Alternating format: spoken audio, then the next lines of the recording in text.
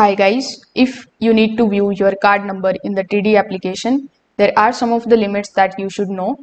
So in this guide, you are going to learn what you can see and how you can access the card details.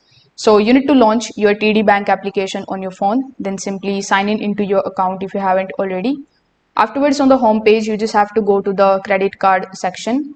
In most of the cases, TD only going to show you the last 4 digits of the physical card for security purposes.